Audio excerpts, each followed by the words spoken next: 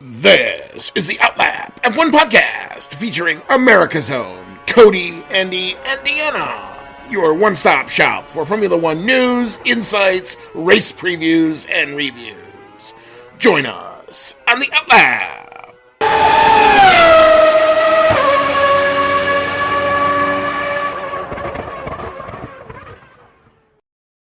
The hills be alive with the sound of Formula One this weekend, and in your local movie theater, too. Why the hell not? We're taking over, dang it. You have found the Outlap F1 podcast. We're here to talk about it, too. You have found, like I said before, the Outlap F1 podcast. This will be season 7, episode 21. It's our 2025 Austrian GP Preview show.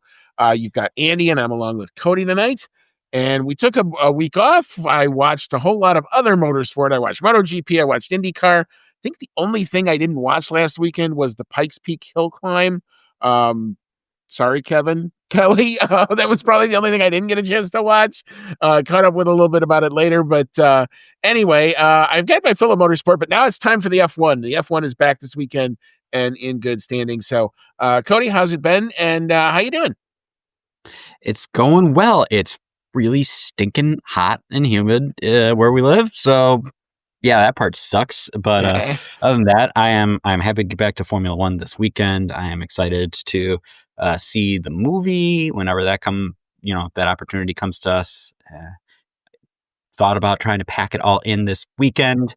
Looks like it may not to be just yet. It would be a logistical. It was going to be a logistical kind of nightmare. Yes, we are going to go see the F1 movie. We are going to go see it in IMAX. We're going to take it all in, and we will give you our thoughts as soon as we are able to do that. We tried to plan it out for this weekend, and there's so many moving parts. Like it's worse than trying to coordinate a recording, honestly, because this is like in the evening.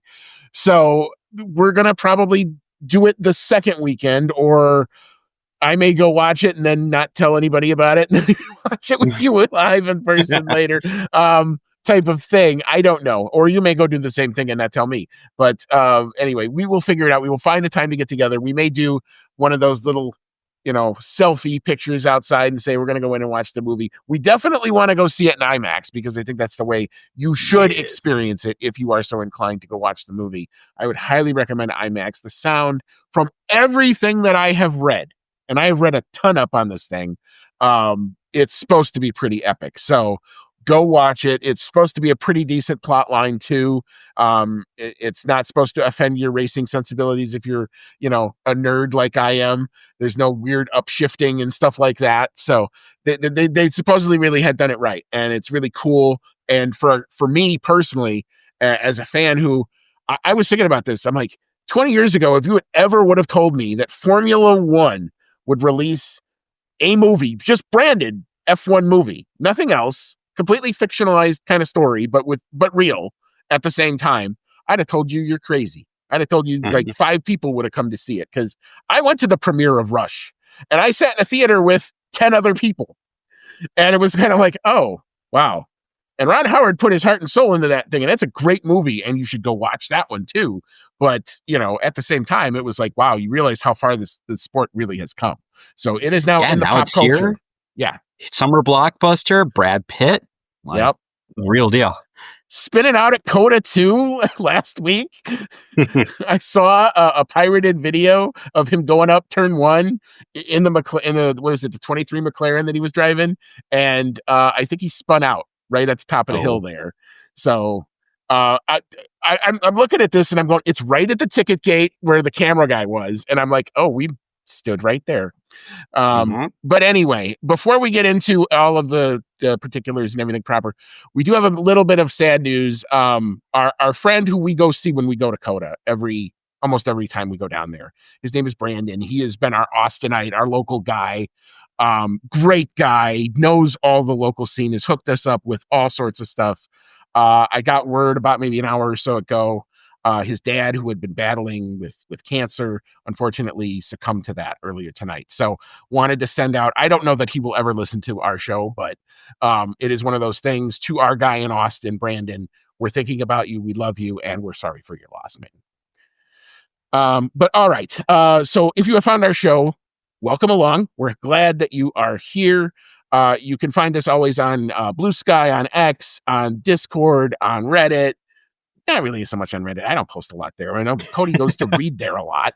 But you can always find us here on YouTube at Outlap F1 Podcast is the handle for all that.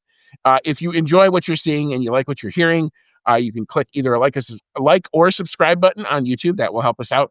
And if you're on your favorite podcasting app, if you want to drop a 5-star review, that will just help our show come up a little bit better in F1 related search results. And we would be most grateful if you'd like to do that.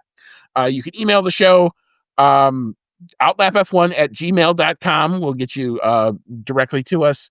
Thank you so much for Outlap F1 Nation, who continues to support us throughout this venture here. Thank you so much to Dean Warwick, Yuri Dolchester, Paul Weaver, Quentin Warden, the aforementioned Kevin Kelly, who's been great to interact with, Regan Stanzik, Timothy Brown, and of course, Jonathan Scott. If you'd like to become a member of that hashtag Outlap F1 Nation, get a shout out and all that other good stuff, we do have a donation page. You're not obligated to do it. You don't have to do it. You could just listen. We're just glad that you're paying attention to us, to be honest with you. But if you wanted to help support the show, you can. $1, $5, all that will go right back into the show. We're not keeping it for our own pockets. It keeps the recording platform up and going. It keeps the equipment up and active and updated. So we would be appreciative if you'd like to do that. Again, like I said, no obligation there. All right. So it's been a week and a half between our F1 races. I'm still trying to recover from the trauma of Canada, but that I will try my best to try to move on from there. But there's been some news going on in the F1 world, so we'll cover some of that. First story on the docket, the Renault CEO, Luca De Meo, has decided to call it quits and apparently is getting out of the motorsport industry as a whole. So more turnover at the top for a team. I don't know that there's anybody left at the top who hasn't left in the last 6 months. Alpine, Renault, I guess, I don't know really what else to say. Cody, what's your thought on yet another departure from Alpine and Renault here? It seems like at the top that they are really falling apart. Personally, I think that we're not very far away from the team being sold. I think that everything that Renault and therefore Alpine has been doing has been showing that they want to get rid of the team. And honestly, that might be the best thing for them to do. Right now, Formula One teams' values are at an all-time high. Their team is not doing particularly well. In fact, they're still sitting at the bottom. They didn't do real great last year. And it's still worth a lot of money.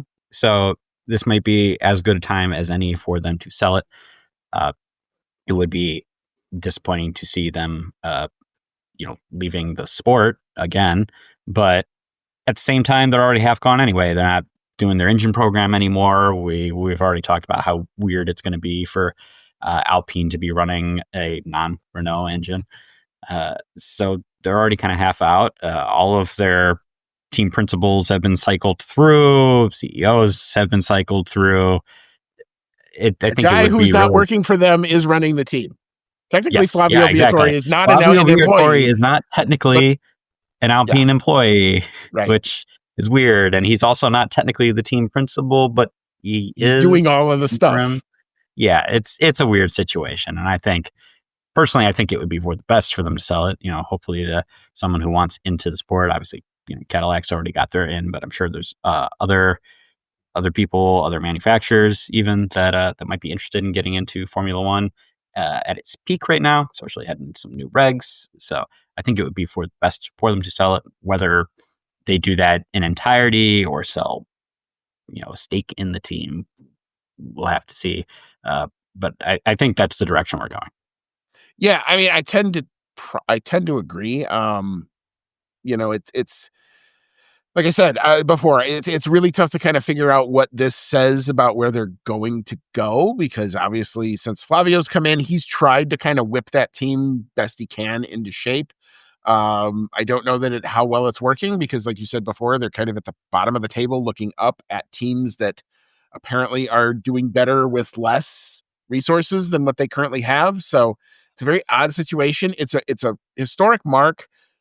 It's a great probably set of people that do work there. I do think anybody who, dedicates to Formula One is probably all in and, all in and then some. So I would like to see that team get back to some form of respectability. It is Fernando Alonso winning 2 championships with them back in the 90s is a great memory, but unfortunately a very long memory. And it's, Yeah. I mean, as a McLaren fan who went through the same 20-year drought, I know what a freaking long, road to hoe that this is going to be for them. So I hope that they find the right person. Like McLaren found Zach Brown, and he ended up being the right person.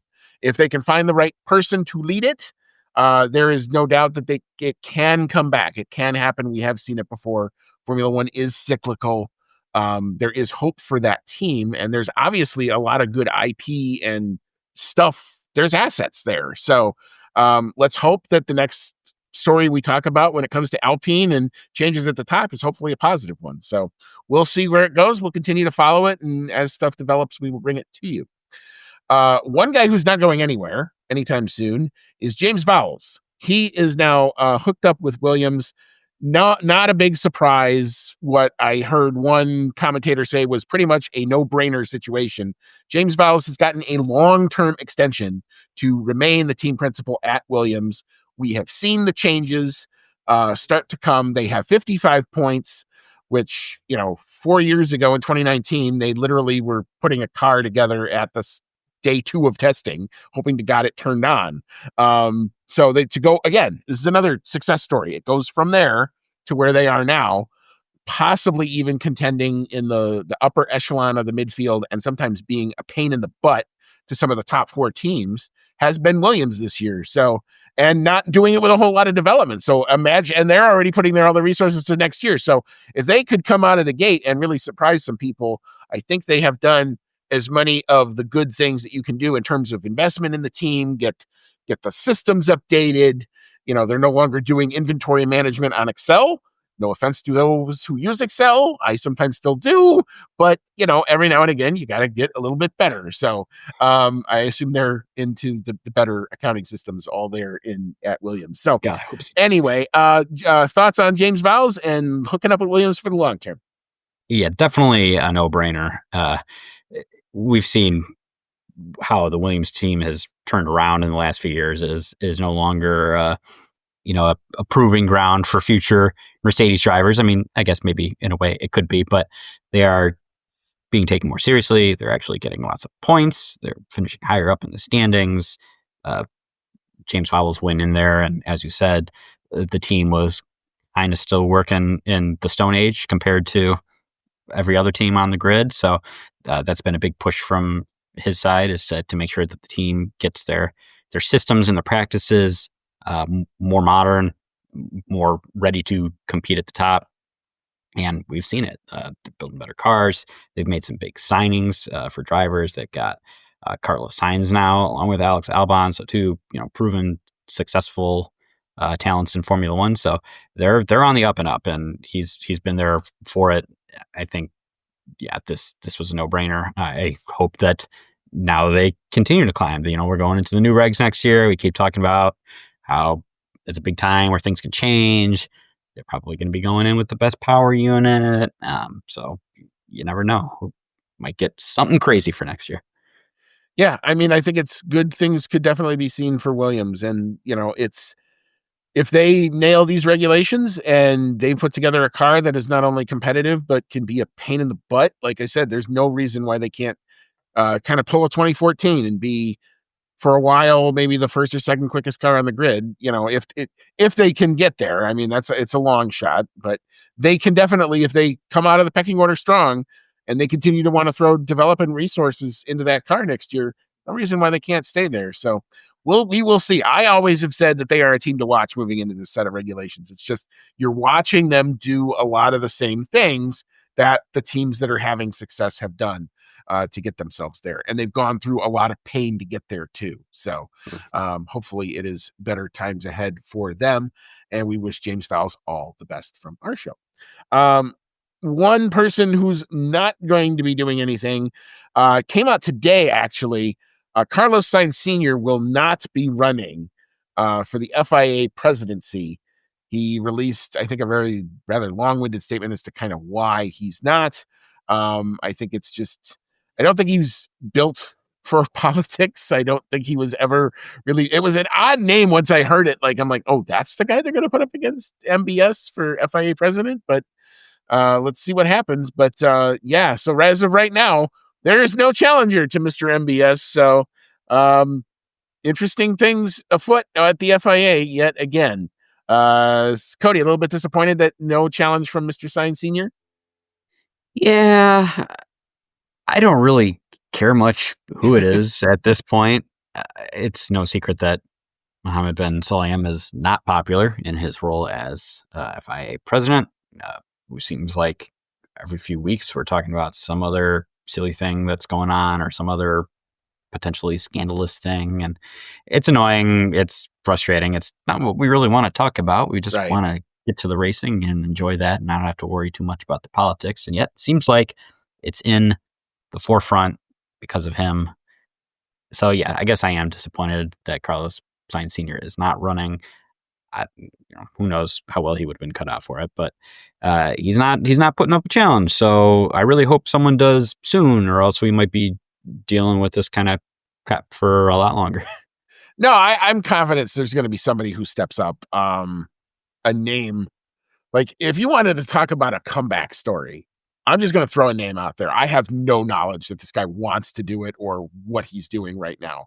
But one of the guys who got fired in the last MBS purge was an American by the name of Tim Mayer.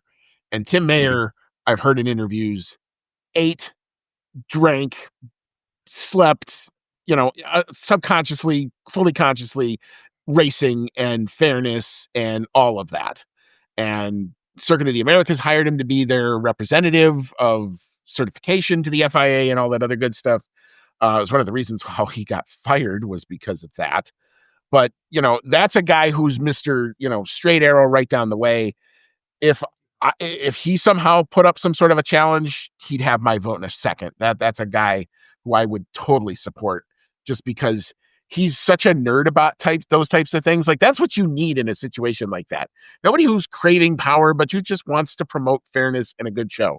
Because that's really all you need to do at the FIA is all we talk about all the time is just be consistent.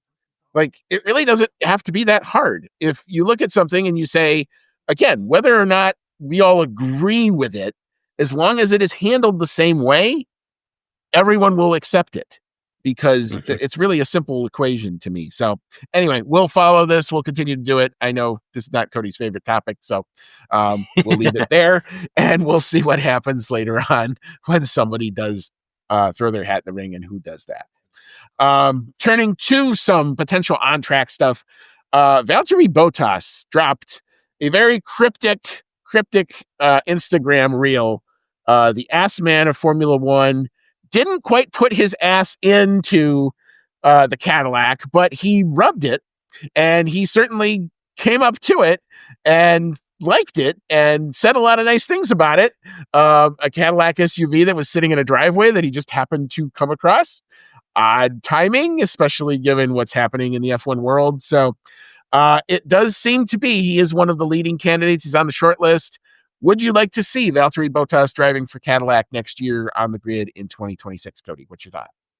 Yeah, I'd be very happy to see him make a comeback. I thought he was a decent driver at Mercedes. He's just was up against Lewis Hamilton, which, it's the same thing as we're seeing all these other drivers who are up against Max Verstappen, as you're up against one of the greats. So it's gonna, reflect poorly on you, even if you are a very good driver. And I think that Valtteri Bottas definitely did a better job of matching up to Hamilton than pretty much any driver has against Max. So he's got the skills. He's only been out of the sport for a season, so it's not like he's that far removed. And it's kind of since he left Mercedes, he's really kind of come out as having a really fun sense of humor, which I really love and would like to see that back in the sport. Even the reel itself was really funny. It was very, very dry and being like, there's love two that. seats. I love it. Yes, exactly. Nice. Whether it was a joke like him kind of poking and being like, hey, like Cadillac, just so you know, I'm here. Or whether it's him teasing that maybe something's going on. We'll just kind of have to see. But either way, it was funny. It did give me a laugh earlier. Yeah, I mean, it's definitely, like I said before, he's definitely on the short list. They've come out and kind of said that. Seems like another driver who broke some of his silence earlier this week was also Sergio Perez.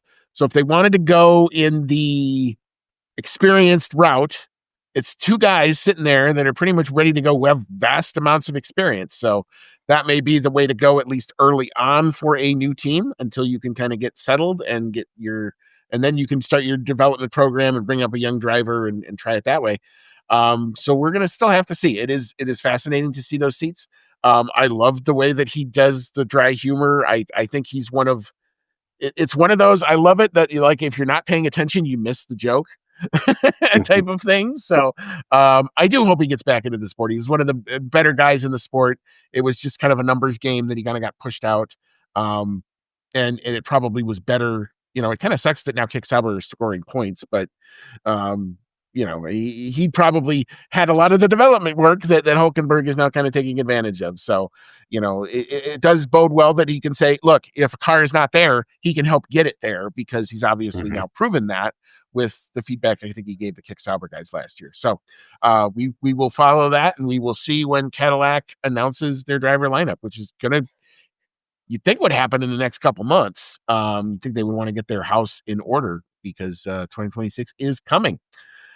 Some other rumor mill thing, and this actually popped up on the official F1 thing. My phone went off and said Sebastian Vettel is prime candidate to take over for one Helmut Marko, as in the Helmut Marko role, which would be the advisory role, but not really an employee. And I assume then would take over all of the Red Bull young driver development program, of which there are so many very young people trying to vie for not the Red Bull second seat, it seems right now.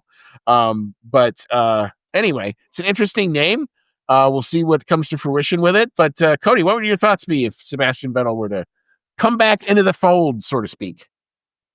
I think it would be great, and I think it would be a good position for him. He's, clearly not interested in being a driver anymore. He's, so far as I can tell, enjoying his time away from the sport. But I don't think you ever really lose that love for the sport. I think an advisory role would be just the perfect thing for him. Get to say his point. He's got a lot of experience, obviously, as a driver for a top team and a couple of top teams. So he definitely has the know-how, definitely could do some driver scouting. And as an advisor, it would be, not a super committal role, I guess. Like, he doesn't have to be there every weekend. He can kind of do as much as he wants. I think it would be a really good role for him at this point in his life, past his driver point. He's got his family now, but still wants to love and be involved in the sport. And if Red Bull's willing to have him back, I would be all for that. Yeah, I mean, I think it would be a win-win move for both sides. Seb brings credibility, some honesty, and I think some loyalty to Red Bull, who kind of have the at least the reputation, at least, of not treating their young drivers very nicely. I think a change. He's definitely a lot more fun in the media than Helmut Marko. Yeah, that's for sure. But I also think that he would, like I said, he would bring a whole sense of credibility and be an honest broker. So he would help Red Bull's reputation with their young driver development program, and I think it would attract potential suitors to come over for a young driver development program.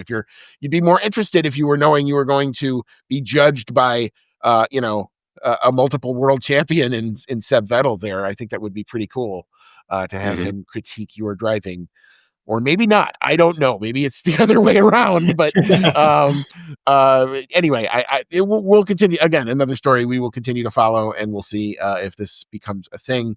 But it was very interesting that Seb may be coming back full circle, back into the Red Bull family in some capacity. We will have to see. All right. So our last story, something we talked about when it happened, and we kind of said we were going to have to do a lot of wait and seeing, was when Liberty Media had announced an acquisition of the MotoGP series. And we said that it was going to be subject to a lot of regulation and a lot of European scrutiny. That process is now complete, and it looks like they are now set to close. They have gotten the sign off of the European Commission. If you have watched MotoGP coverage, just in the graphics, you can see the Liberty Media influence.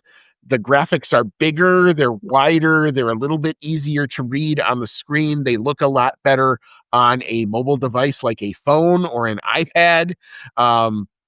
So it has been kind of, subtle things, nothing huge at this point. But if they come back in, we've obviously seen what the recipe was for Formula One. I don't think you'd want to do a cookie cutter and just say, do the same plan for MotoGP. I think it's a different audience. I think it's a different culture.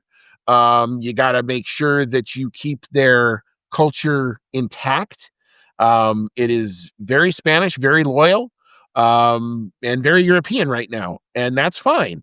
But they don't have a whole lot of outreach on the North American continent. They have one race here at COTA at the beginning of the year, and then they don't come back, I think, till Argentina or maybe early in the year. There are a couple of races early in the year, and that's it for North America. So, do they potentially get around at, let's say, Mexico? NASCAR just went there, and that was pretty successful for them. IndyCar wants to go to Mexico. That could be a big thing, especially with a guy like Pato O'Ward. So lots of possibilities. We don't know necessarily where it's going to go, but it does look like this is now going to happen, and MotoGP will now become yet another arm in the Liberty Media empire. So, Cody, what's your thought here? Mostly good. I mean, I don't. As far as the Liberty Media empire part of it goes, I think it's a little crazy that they're getting their hands on so many different motorsports. But that said, they did do a really good job with promoting Formula One and broadening that audience. I mean, Formula One, just I've been to the race with you only 3 times so far, which is still quite a few, I suppose. But the world of Formula One at COTA, when we're going to go this year, when we went last year, or the year before that, way different than the first time I went with you back in 2016. There are so many more people there. It's such a bigger deal. I know so many more people just around here that are interested in Formula One, like coworkers and stuff. They see my hats and they go, "Oh, you're a Formula One fan. I really like, Lewis Hamilton." I'm like, "Holy crap. Like, there's other fans." And there is an audience, however small it is, there is room for an audience here for MotoGP. You talk, another anecdote here. I had a coworker come by and he saw my Red Bull hat and he asked me, about Formula One, if I was a fan, and I told him, yeah, I've been down to COTA for the race several times, and he told me that he had actually just been down to COTA himself. He is apparently a very big MotoGP fan, a big motorcycle racing enthusiast, and he actually took his own motorcycle down to COTA to take it out on the track, which I was so jealous of. That would be the coolest shit. But just a random and somewhat random encounter at work, met a MotoGP fan. So they're out there. I'm sure Liberty would be the guys to take them to new markets and new places, and hopefully that is very good for the sport. Yeah, I mean, the first thing is a much better TV deal. I mean, it's a good deal that they're on Fox. They are on FS1. It is live, which is progress. There used to be, you only would be able to watch it tape delayed if you didn't have the official MotoGP app, which the price was like $200 for the whole year, versus the F1 TV, which is $75, or what would we pay? What, $150 for the big package? For like the super duper version, which you don't even need that. But anyway, you get the $70 version, and you're going to be fine. You'll get all the sessions live. They're in 1080p. You don't necessarily need the 4K unless you have the equipment to, take that. And good on you if you do. But the fact of the matter is, I think they will understand that there are opportunities for growth, and they're going to try stuff. Now, is everything going to hit? Did everything hit with Formula One? No. I saw the snickery comment that said, oh, well, just let's wait until we see another Vegas street race. Well, whatever your thoughts on the Vegas Formula One race, it gets heads, it gets appeal, it gets eyes looking at it. So that's the whole point. Are they going to abandon all their historic tracks? No, I don't think they are. I think there's lots of good MotoGP tracks. Aragon, the Bugatti circuit at Le Mans is actually pretty good. They do the infield at Motegi, Japan, which is actually a really fun race. But they will need to figure out kind of how to deal with outside of just their bubble, which is very loyal and very well attended. They're going to have to figure out how to expand that. So if you're a big MotoGP fan, you expect some changes. I think they're going to be slight to start. I don't think they're going to try to rip the Band-Aid off, and they're not going to do gimmicky things. They already do the whole sprint thing, and they did that before Liberty even was in the picture. So, and they do it for every race. So, you can take that kind of as you will. But anyway, it's going to be interesting to see how they treat the. Do they push more for more equality amongst manufacturers? They already have kind of not a BOP system, but they have a way of letting manufacturers who are struggling test more to try to promote some equality. So, and we've seen Yamaha come back and win races this year. We've seen Honda come back and not be the sad state of affairs that it was after Marc Marquez left. So there's good things happening in MotoGP. So we will continue to see. And like I said, the best thing is you just watch your coverage and see what you like and tell them if you don't like it, because they do want to listen to that. So, All right. Well, you should now be all caught up on your latest and greatest news in the world of F1 and other. We can talk a little bit about some other motorsports there. We are going to take a quick break. We'll re-rack. We will then hop into our Grand Prix proper. The hills are alive with sound of Formula One cars. They will be racing around the Red Bull Ring in Austria. We will tell you all about that. We'll bring you our track facts. We'll preview the weather. And then we will also take our shot at what we think is going to happen this weekend with our predictions. We're kind of going with our hearts here, not necessarily our heads, which means we're going to have some differences here, but we're going to come back, find out, see what's going to happen this weekend. We might be both very right. We could be both very wrong. But anyway, come back and we'll get into it in just a bit. You are listening to the Outlap F1 podcast, and we'll be right back after this quick pit stop.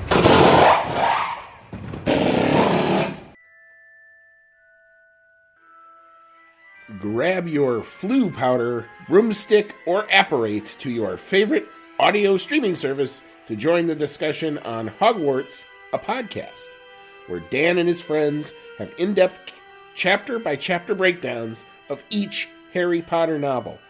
Join the group as they dive into the magical world and discuss plot points, analyze character development, and occasionally go off the rails. Whether you're a muggle who's new to the series or a pure-blood wizard who won't need a remember-all, Hogwarts, a podcast, brings everyone to the Great Hall for a magical discussion. Hogwarts, a podcast, available wherever you get your podcasts. All right, welcome back on in. This is Season 7, Episode number 21 of the Outlap F1 podcast. It's our 2025 Austrian GP Preview show as the European season kicks off in earnest. You've got Andy and I'm along with Cody tonight, and we just kind of caught everybody kind of up on the latest and greatest news in the F1 and some other circles, other motorsport worlds. So now we're going to focus on the Grand Prix proper. We're going to start, as we are always apt to do, with our Pirelli track facts. They are brought to us by the good folks at Pirelli Motorsports. So Cody, tell us about the Red Bull Ring. All right, this weekend, the F1 circus goes to the Red Bull Ring, located in Spielberg, Austria. Number of laps for the Grand Prix is going to be 71, and the length of the circuit is 4.318 kilometers. That's 2.683 miles, making it one of the shorter circuits on the F1 calendar.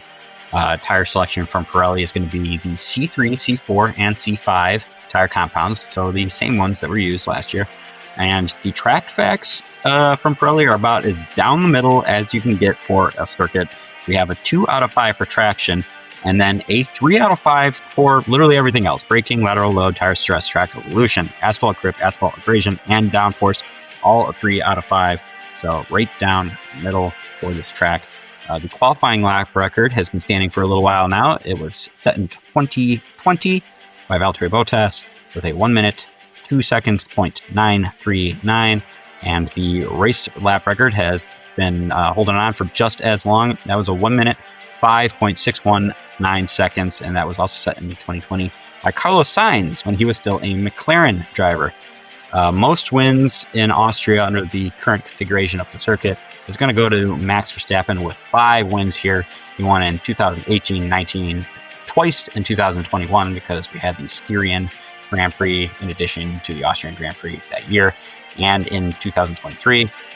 And then it's a 3-way tie for second place between Nico Rosberg, Lewis Hamilton, and Valtteri Bottas. What's the circuit like, Andy? Oh, it's only small, but the Red Bull Ring does pack a lot into definitely a short lap.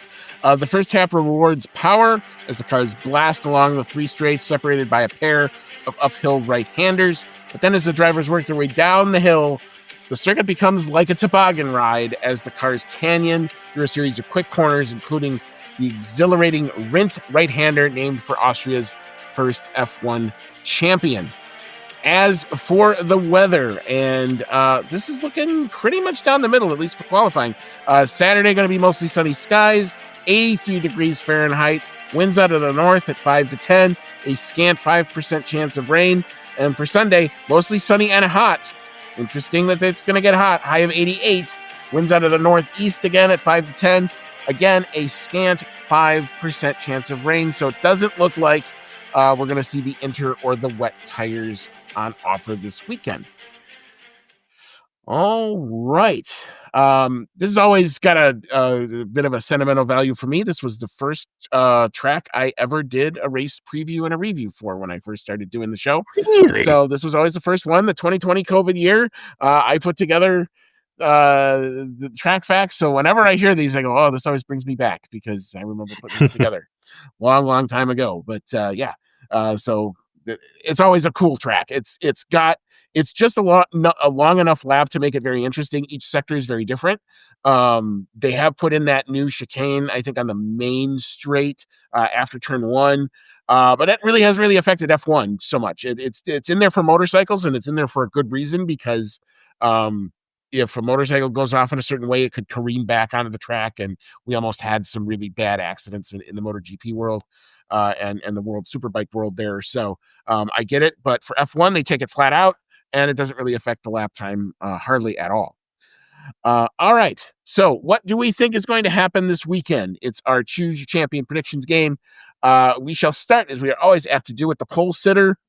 This one could be wide open. With such a short lap, it brings more people into play. I expect the qualifying margins are always really small here anyway, and this season's been like exponentially small. So are we talking like thousands of a second here, Cody? But anyway, what do you think is going to happen? Who's going to take it?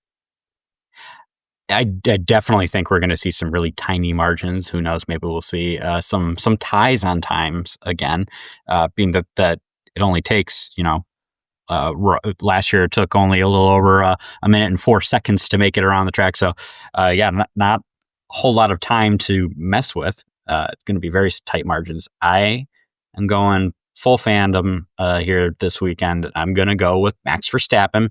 I'm sure Red Bull would love to win at their home Grand Prix, whether that means that Max is going to bring something a little extra, the team's going to bring something a little extra. I hear that they are supposed to be bringing some kind of upgrade for this weekend. I don't know how significant it's going to be, but maybe they'll turn up the engines a little bit. I don't know, but I know they want it, and I know Max can deliver it. All right. Well, I'm going to go full fanboy too. One, I think my boys are going to be back this week. I think Canada, it was definitely a blip just in car performance and just an overall weekend. So if that's like the Red Bull Singapore from a couple of years ago, okay, that's out of the way. We're done. Lando has to rally, and I just hope that he drives 0.999% of himself and not 102% of himself, because 102% is bad. And then will lead to crashes and bad things happening. So if he can drive at like 9.99 C, almost the speed of light, but not quite there, he could take the pole position. This track is good to him. He loves it here. It's a track that suits that McLaren car, I think, really good. So I'm going to go full fanboy here. I know Oscar Piastri may end up taking it, but I'm going to go Lando Norris for the sake of the championship to strike back at least on pole position early.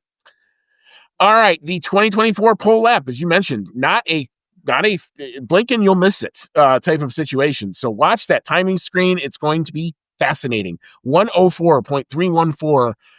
That's quicker than Monaco, maybe. And it's just about as long of a track. So it is a quick lap. Cody, what's your take on the lap time? Are we going to go faster, or have we peaked out? Do we think, or what do you think here? I definitely think we're going to go faster. On average, these cars have been, ballpark about half a second over the times last year. We're using the same tires as last year as well, so we're not going to have any weird things happening with using C5 versus C6 or anything like that. However, since it is a shorter track and therefore I think there's less time to be gained over the course of a lap, I think we're not going to quite get up to that half-second margin. So I'm going to go about 0.3 faster. I'm going with a 1 minute, 4.007 seconds. All right, very good. I think the difference is actually going to come down to the straights. And I think these cars max out a bit more in the straights than they do necessarily in the twisty bits. And because everybody's kind of got these downforce levels where they want, I think even in the twisty bits, they're going to go around those corners pretty damn fast too. It's going to be a fascinating qualifying session. Like I said, blink and you will miss Q3. You will not want to miss it. It will be incredibly tight, I am sure. But I am saying a 103.857, not quite to the Bottas level of 2020, but with the weather being right down the middle and the tires being similar and everybody knows how they're going to react, I think these cars are going to push it. And I think we're going to see some very, very fast lap times, especially in the second half of Q3. All right. So our race podium last year, George Russell in that crazy race, as it turned out, it was a ho-hum race until Red Bull botched a pit stop. And then Lando and Max went at each other 5-6 times and took each other out basically at the end of it. And that paved the way for George Russell and Oscar Piastri to come home in second place with still one of the best moves I've ever seen, passing Carlos Sainz on the outside in order to take P2, and Carlos Sainz inheriting a P3 for Ferrari there as well. All right, so what do we think is going to happen? Who's got the race win? Cody, what's your thought? I'm still going full fan here. I don't know how many more races this year are going to go Max's way, but I'm hoping that this one does. He has been very successful in Austria over the years. I think he probably could have won last year had it not been for the botched pit stop. That is, the McLaren was also very strong last year, so I think that's going to be pretty much making up the podium. Is I've got Max Verstappen taking the win, and then I have the McLarens rounding out the rest of the podium. I got Lando Norris in second and Oscar Piastri in third. Yeah, I mean, no offense to the Mercedes. I think they will be strong. I think, like I said, I think this qualifying, you could be anywhere from P1 to P5 in qualifying and have done a really good lap. It's going to be, I think, that freaking close. But at some point, you have to decide who you think is going to win. I'm going to go my heart. I'm going to go, again, for the championship here. I think Lando's got it. I think it'll be a McLaren 1-2. I've got Lando taking the win, Oscar coming in second because he's not going to have to push because he's got the championship point lead.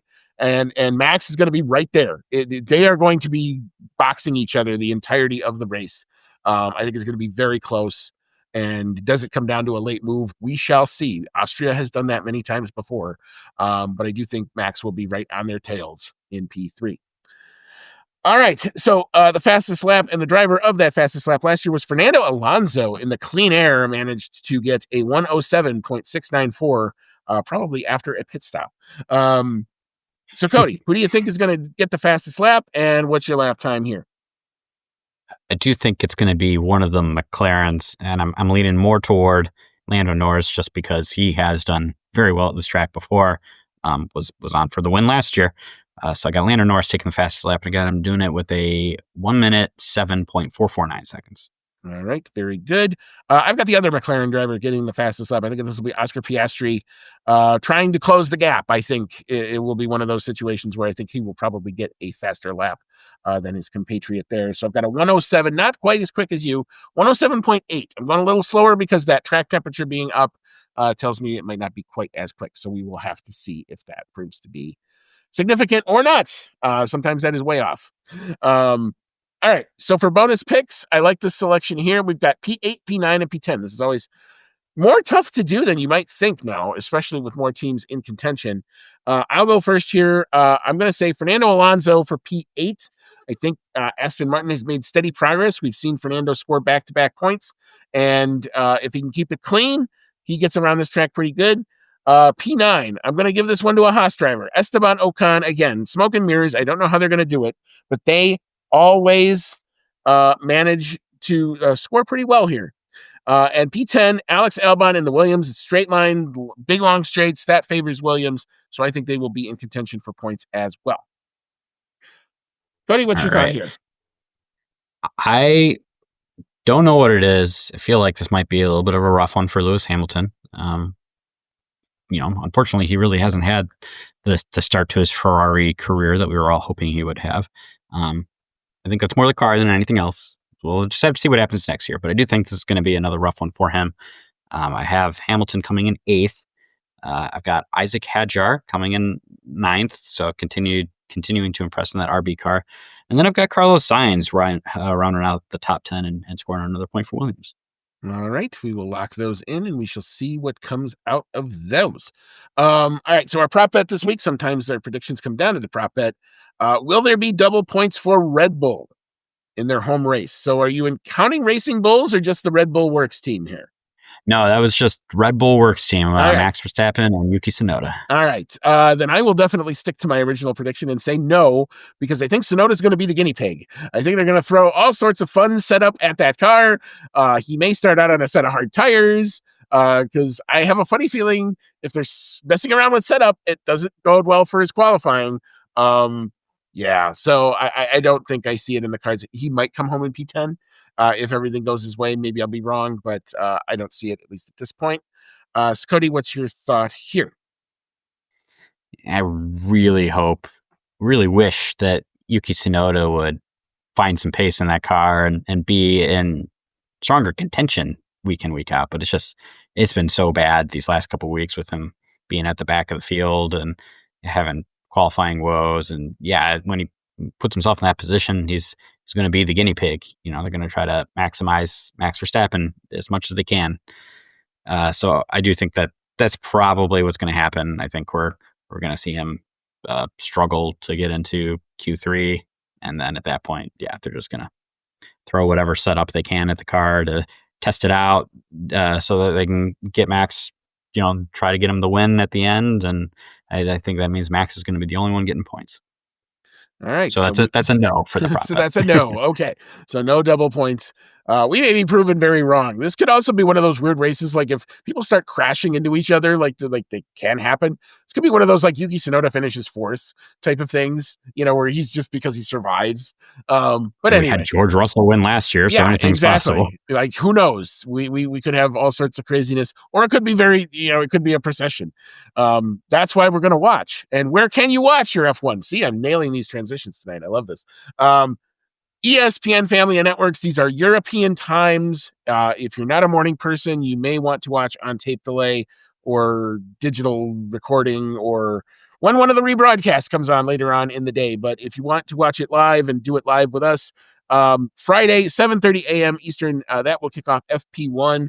There will be a bunch of, I think, reserve drivers driving in FP1, so don't know. You'll see a lot of F2 and potential new people driving there. That kicks off on ESPN2. FP2 kicks off 11 a.m. Eastern, 10 a.m. Central for us. That's on ESPN2. FP3, bright and early, 6:30 a.m. Eastern, 5:30 a.m. here. ESPN2 qualifying kicks off 10 a.m. Eastern, 9 a.m. Central. That's on ESPN2. And then the full race will go to big ESPN channel. That will kick off at 9 a.m. Eastern, 8 o'clock Central. Done by the time breakfast is ready at the restaurant if you want to put in an order before you go. So I do like the fact that our F1 will be nice and efficient, but certainly a lot of it this weekend.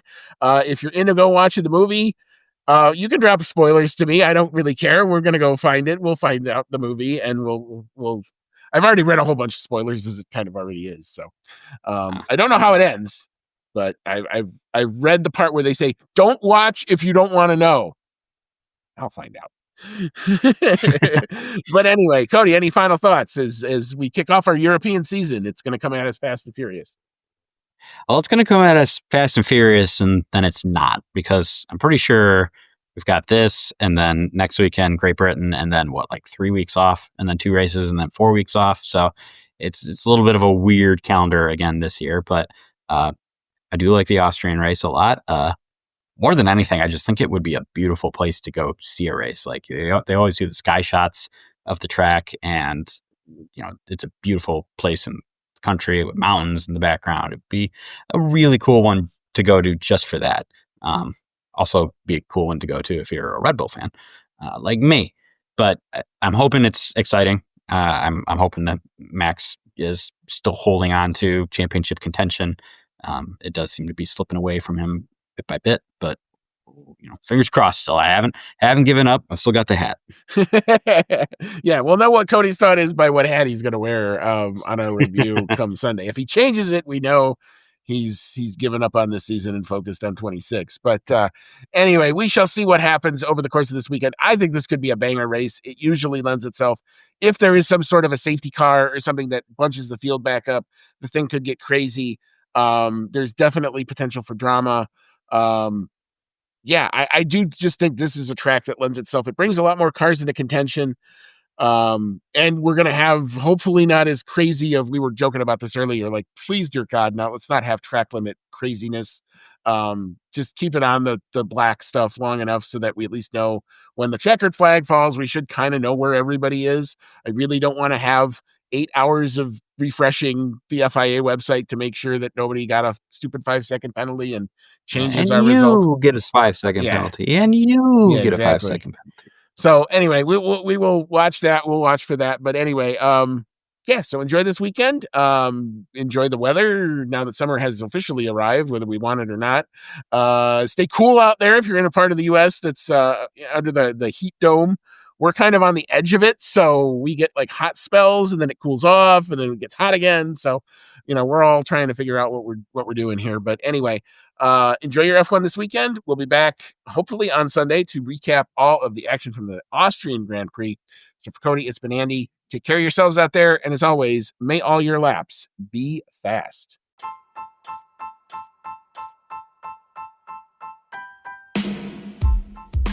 Thank you for listening to today's episode of the Outlap F1 podcast. If you like what you heard, click that subscribe button and be sure to leave us a 5-star review. If you want to connect with us outside of the show, check out our website at www.outlapf1.com. Find us on Twitter and Instagram at OutlapF1 Podcast, or email us at chatnow@outlapf1.com. As always, thank you so much for your support, and we'll see you on the next one.